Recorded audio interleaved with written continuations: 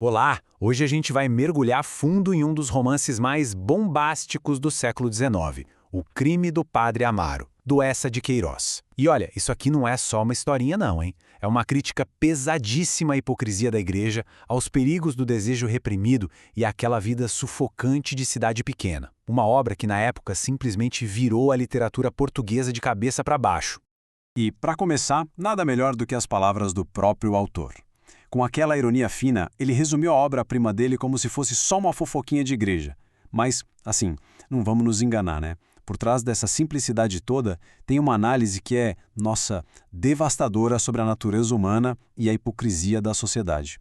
Certo? Vamos ao que interessa. Porque o lançamento desse romance foi tudo menos tranquilo. E para a gente entender bem a obra, é fundamental saber da confusão que ela causou e, mais importante, como é que o próprio Eça se defendeu.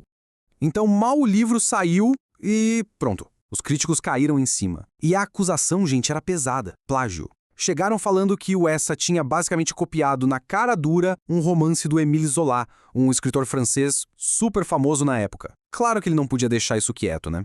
E a defesa do Eça, é simplesmente genial. Primeiro, ele prova que escreveu o romance dele anos antes do livro do Zola. E depois, ele mostra a diferença gritante entre as duas obras. Sabe, enquanto o livro do Zola é todo poético, quase um sonho, o do Eça é um retrato cru, sem filtro nenhum, da vida real. São dois mundos completamente diferentes. Agora sim, vamos entrar na história. E para isso, bem-vindos a Leiria, uma cidadezinha quitena cheia de gente religiosa e, o mais importante, onde todo mundo cuida da vida de todo mundo. Cada passo é notado, cada segredo é um prato cheio. Pois é, a história não começa com um romance ou uma festa. Começa com uma morte bem conveniente, o padre que estava lá antes não era lá muito querido e a morte súbita dele abre uma vaga na paróquia. Isso já dá o tom, né? Um tom bem cínico sobre a vida religiosa da cidade. E essa frase aqui, nossa, ela mostra perfeitamente o clima em Leiria. Ninguém fica de luto pelo padre. Ele era conhecido mais por comer demais do que por ser piedoso, um comilão dos comilões. A morte dele é vista como algo natural, que uma hora ia acontecer. Bom, com a vaga aberta, o circo está armado. O poder da igreja local, com o cônego Dias na frente, já começa a se mexer. Rapidinho ele dá um jeito para o padre novo, que é um protegido dele, ficar hospedado justamente na casa da S. Joaneira. E, que coincidência, ela tem uma filha jovem, bonita, a Amélia. As peças estão sendo movidas no tabuleiro. Mas quem é esse padre novo? Quem é o tal do Amaro Vieira? Para a gente entender o homem que está chegando em Leiria, o livro nos leva lá para trás, para as origens dele, e mostra que o caráter do Amaro foi moldado muito antes dele pisar na cidade. A trajetória do Amaro até o sacerdócio não teve nada de chamado divino, sabe? Foi uma imposição atrás da outra. Uma infância passiva, uma adolescência com o tio cruel e depois o seminário, que para ele era uma prisão. Cada passo foi decidido por outra pessoa. Ele não escolheu ser padre, ele foi empurrado. O resultado? Um homem cheio de ressentimento e com um conflito interno gigantesco. E aqui está o ponto-chave. O objetivo de toda a educação religiosa dele era um só. E não era cultivar a fé, não. Era suprimir, esmagar, aniquilar qualquer desejo, qualquer instinto que fosse natural do ser humano. Só que, claro, essa repressão toda deu o efeito contrário. Em vez de purificar o Amaro, transformou a curiosidade natural dele numa obsessão secreta, quase um sacrilégio.